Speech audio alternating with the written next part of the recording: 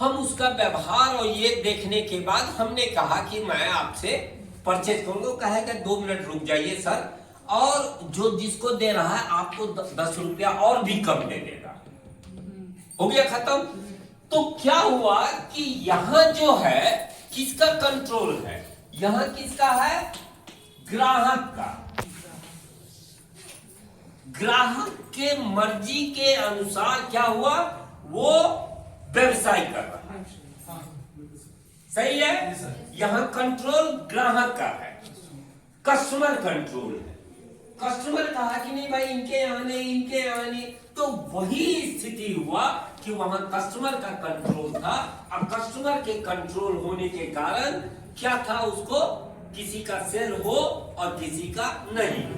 सब इन लोगों ने विचारा कि क्यों नहीं हम एक साथ मिल करके क्या करें, हम एक कोऑपरेटिव का शुरू करें। और यहां सभी एक मिल करके हमने कोऑपरेटिव सहकारिता का हमने बना करके हमने बेचना। यहां क्या हुआ, यहां देखिए क्यों इनकी आर्थिक स्थिति खराब हो गई थी, इसलिए खराब हो गई थी कि 10 व्यक्ति जब गया था तो उसको क्या हुआ कि उसको ट्रांसपोर्ट का कॉस्ट लगता था, खाने का खर्च लगता था, और जो इनकम आए उसी में से उनको क्या करता है, पे करना पड़ता था। मगर अब क्या हुआ कि जो ही ये फॉर्मेशन कर लिया एक, तो क्या हुआ, उसका ऑटोमेटिक क्या कॉस्ट कम हो गया। कारण कि ट्रांसपोर्ट का कम हो गया, खाने का खर्च कम हो गया, और इसमें किसका कंट्रोल हो गया, व्यापारी। अब वो अगर बोल दिया कि मैं इतना प्राइस लूंगा, तो सब वही प्राइस दे देंगे। हो गया खत्म, क्लियर। तो क्या हुआ कि कंट्रोल व्यापारी का हुआ, और ऐसे में ये स्थिति चलने लगी। पर ये ज्यादा दिन चला नहीं। क्यों नहीं चला, इसीलिए नहीं चला कि यहाँ कोई भी नियम कानून नहीं था। घर में भी देखें, नियम कानून नहीं होने के कारण ये स्थिति खराब हो गई। इस पर विश्व का हर जगह का निगाह था कि भाई ये बड़ा अच्छा किया। तो इसी संदर्भ में, इसी को देखते हुए सबने क्या किया कि भारतवर्ष में भी क्या किया कि भारत में भी उसी का निगाह देखते हुए कहा कि ये जो फूट आ गया, फूट क्यों आ गया कि कोई नियम कानून नहीं था। मन में अविश्वास होने लगा कि जो जा रहा है वो ज्यादा दे रहा है, जो ये कर रहा है ज्यादा कर रहा है। तब इसकी एक मिल करके जब बनाया गया, तो इसी में भारत में प्रथम में 1904 में सहकारी समिति का निबंधन हुआ।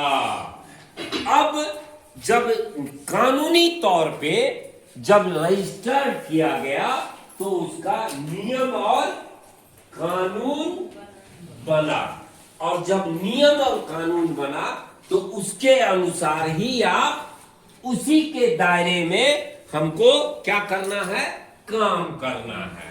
और तब जाकर के यही 1904 में सहकारी साख समिति अधिनियम 1904 क्या किया गया, 1904 में। कब किया गया, 1904 में। 1904 में ये साख क्या हो गया, साख। साख का मतलब क्या हो गया, साख का मतलब, और किसी को आइडिया, और किसी को आइडिया, साख का मतलब, साख का मतलब क्रेडिट, क्रेडिट का मतलब पैसा, ठीक है ना।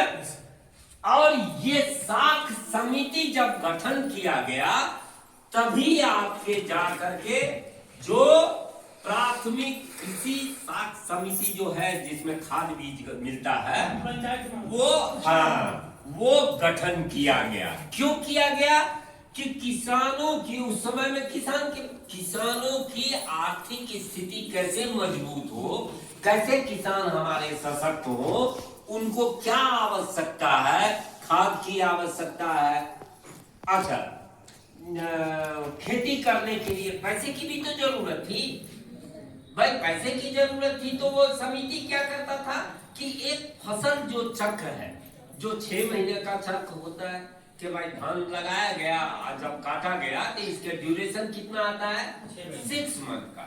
तो ये 6 महीना के लिए जिस किसान के पास पैसा नहीं है तो वो वहां से समिति से पैसा लिए, धान उत्पादन किए और उसको करने के बाद जो खाने का है उतना रखने के बाद अपना वो बेच करके और पैसे समिति का भुगतान कर दिए।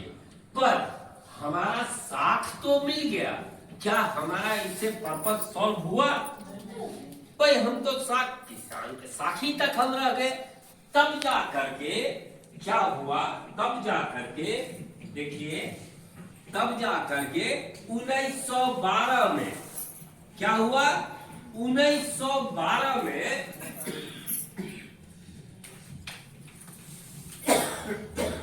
1912 में दूसरा अधिनियम बना जिसको हम गए साख, ठीक है ना? नहीं, गए मैंने साख के अलावा, क्रेडिट के अलावा। भाई आपका क्रेडिट के अलावा कौन सा समिति हो सकता है? साख के वाला आपका मत्स्य भी तो वही है ना, दुग्ध, ठीक है ना? कंज्यूमर, उपभोक्ता, आप जिसमें भी जाएंगे यही तो कोऑपरेटिव में है।